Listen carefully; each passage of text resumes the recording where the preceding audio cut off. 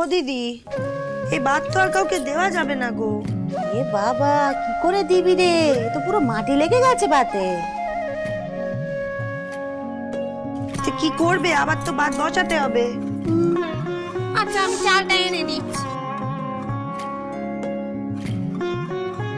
অবলা, সব তো দেখি। আমি আমি ভাতগুলো তুলে দিই, সব। তার কোনো দরকার নেই দিদি, আমি পারবো। দিদি, তুমি এখন কিচ্ছুটি করবে না। এই জলে আটা চুবিয়ে রাখো। আমরা তো আছি নাকি, এটুকু করে নিতে পারবো। সে আমি জানি, এটুকু কেন, তোরা সবটাই করতে পারবি। তবে আচ্ছা দেখি, দেখাও দেখি হাতে ফোসকা পড়েছে কিনা দেখ। না না না বোধহয়। যাক বাবা, ফোসকা পড়েনি। আচ্ছা, তোদের ব্যাপারটা কি বলতো? হ্যাঁ, ভাত কখন বসাবি? কত রাত হলো, সে খেয়াল আছে? আমি এক্ষুনি চাল এনে দিচ্ছি।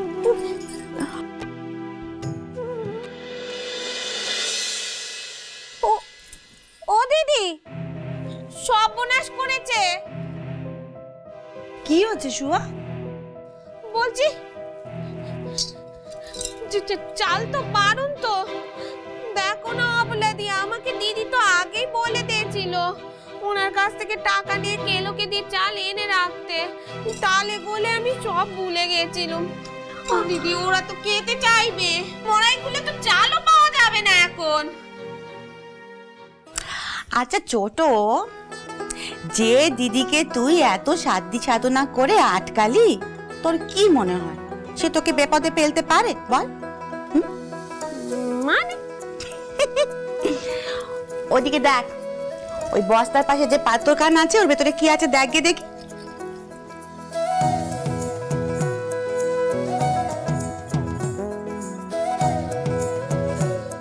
ও মা, এখানে এত চাল এলো কোথা থেকে? রোজ চাল নেওয়ার সময় আমি এক মুঠো করে ওর মধ্যে পেলে রাখি, কখন দরকারে অদরকারে কাজে লাগে। দেখ, যেমন আজকে কাজে লেগে গেল। দেখেছো অবলাদি, এই মানুষটাই নাকি বাড়ি ছেড়ে চলে যাবার কথা বলছিল। দেখো, এক রাতেই চালের অভাবে এই সংসার অচল হয়ে যেত। কিচ্ছু হতো না। ও আবলা, চালটা একটু ধুয়ে দে না রে। দিচ্ছি দিদি। বড় বৌদি, ও বড় বৌদি, বল। নুনের পুটলিটা কোথায় রেখেছো গো? মায়ের তো দাঁতের ব্যথা বেড়েছে, সেক দিতে হবে। ওহো, এই তো দত দেখি। কোথায় রাখলে মেয়ে? তো নুন পুটলি এখানে আর হ্যারিকেনটা এখানে। তারা মায়ের না ব্যথাটা খুব বোগাচ্ছে। কবরেজ মশাই নেই এখন, দাঁতটাও তোলানো যাচ্ছে না। উনি আসলে দাঁতটা তুলিয়ে দিতে হবে। হ্যাঁ, আমি কি সেক দিই?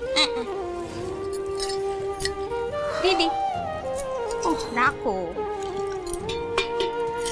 এসব দুদিনে মনে হয় আমাদের মানিকটা যদি ভালো করে পড়াশোনা শিখে কলকাতায় গিয়ে একটা নাম করা ডাক্তার হতো, তবে রাত বেরেতে আর কবিরাজে ডাকতে যেতে হতো না, বাড়িতে বসেই আমাদের চিকিৎসা করে দিত। এই তো সাজসজ্জা শেষ, এবার লম্বা করে একটা ঘুমটা দিয়ে দাও দেখি। বাহ, এইবার মনে হচ্ছে সাহেব কবিরাজের বউ। হ্যাঁ, এবার অসুরের নাকের তলা দিয়ে তার মেয়ে জামাইয়ের হাত ধরে পালাবে, আর তার গোপ হয়ে যাবে উড়ে। গিন্নি, কমলা মায়ের কোনো সিরিয়াস অসুখ হলো না তো? কবিরাজ মশাইয়ের এত সময় লাগছে কেন? আমি তো কিছুই বুঝতে পারছি না। Operation success.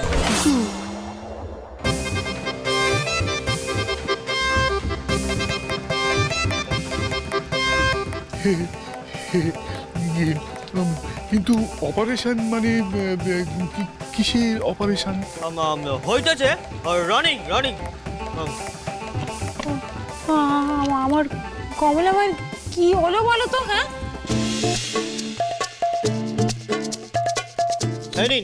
প্রেসক্রিপশন, এতে আপনার জন্য ওষুধ লেখা আছে।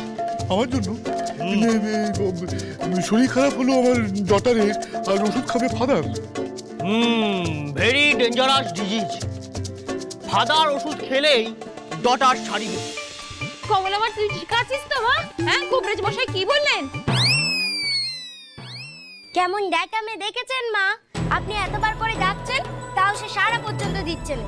দাঁড়ান, আমি ওর মুখ থেকে আজ কথা বার করব। ও বৌমা, ছেড়ে দাও না। ও মা গো, নমস্কার বৌদিদি, নমস্কার খুড়িমা।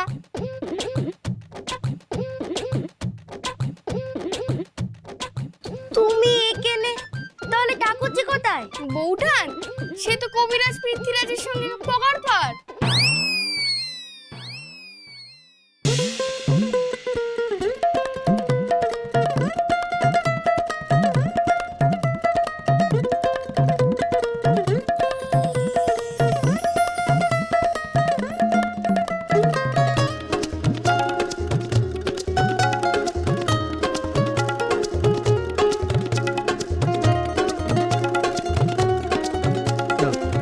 গো ওয়াইফ গো।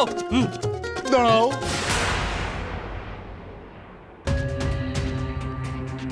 একটা কথা বলুন তো স্যার, এই মানে আপনার ওয়াইফ যখন ভেতরে ঘরের মধ্যে গেলেন উনি স্বাস্থ্য নিয়ে গেলেন, বেরোলেন রোগা হয়ে, how possible sir? You bad people, আমার বউয়ের দিকে নজর দিতেছ? আমি এই নিয়ে ম্যাজিস্ট্রেটের কাছে কমপ্লেন করব। No sir, my mistake, no complain please. Come wife কাম।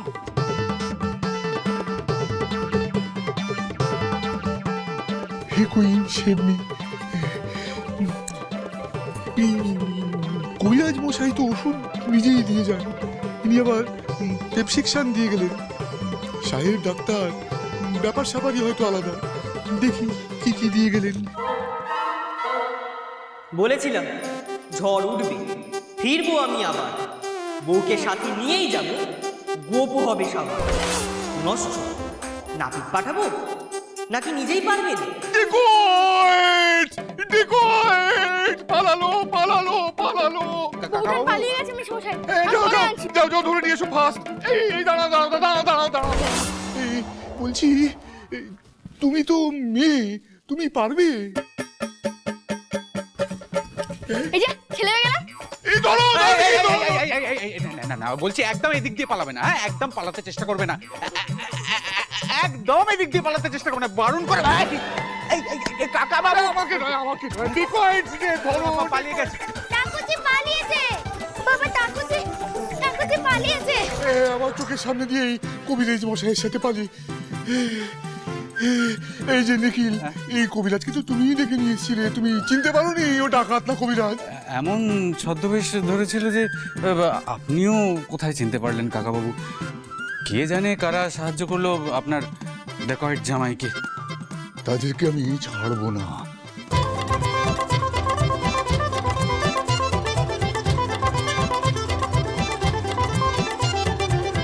বিপদ ভারী দুর্ঘটনা নারীগণ যুদ্ধে শহীদ হব করেছি যে এই পণ। বাম হাতে রাজপাট ডান হাতে রাজভোগ, সেরে যাবে জানি যত পুরনো মনের রোগ। বাম হাতে রাজপাট ডান হাতে রাজভোগ, সেরে যাবে জানি যত পুরনো মনের রোগ। রাজপথে হেঁটে যাব সাথে বরকন্দাজ, বলো বলো জয় রাজা শ্রীমান পৃথ্বীরাজ।